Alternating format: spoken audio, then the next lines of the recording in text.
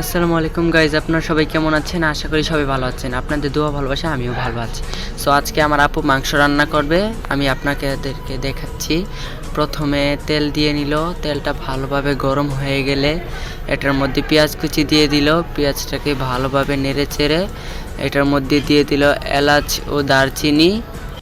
ভালোভাবে নেড়ে ছেড়ে পেঁয়াজটাকে একটু ভালো করে ভেজে নিল।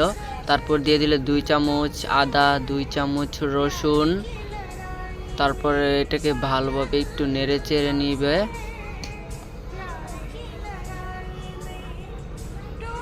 ভালোভাবে মিক্স হয়ে গেলে এটার মধ্যে দিয়ে দিল হলুদের গুঁড়া 1 চামচ, মরিচের গুঁড়া 2 চামচ দিয়ে এটাকে তারপরে দিল 1 চামচ জিরার গুঁড়া দিয়ে তারপরে দিল লবণ।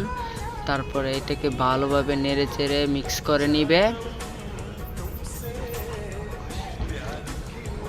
তারপর নেড়ে চেড়ে নিয়ে এটাকে ভালোভাবে কষিয়ে নিতে হবে। আমরা কতক্ষণ কষিয়ে নিয়েছি। তারপর এটার মধ্যে দিয়ে দিলাম পানি পরিমাণ মতো, নিয়ে একটু নাড়াচাড়া করে তারপর এটাকে 5 মিনিটের মতো কষিয়ে নিতে হবে। কষানো হয়ে গেলে এটা ঢাকনাটা খুলে দিলাম। খুলে এটার মধ্যে ভালো করে নেড়ে চেড়ে নিব। ভালোভাবে নেড়েচেড়ে এটার মধ্যে দিয়ে দিলাম খাসির মাংস 1 কেজির মতো।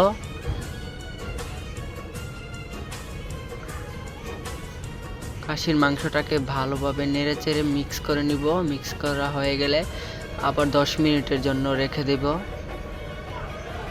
10 মিনিট হয়ে গেলে এটাকে ভালোভাবে নেড়েচেড়ে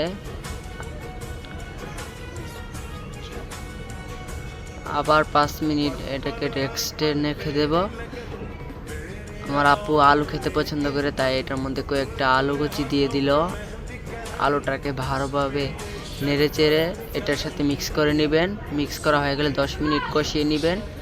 কষানো হয়ে গেলে এটাকে ভালোভাবে নেড়ে চেড়ে মিক্স করে নেবেন। মিক্স করা হয়ে গেলে এটাকে ভালোভাবে ঢেকে দিবেন পরিবর্তন পর্যন্ত। দেখুন, ফাইনালি আমাদের রান্না শেষ। কেমন হয়েছে রান্নাটা সবাই কমেন্টস করে বলে যাবেন। আল্লাহ হাফেজ, সবাই ভালো থাকবেন।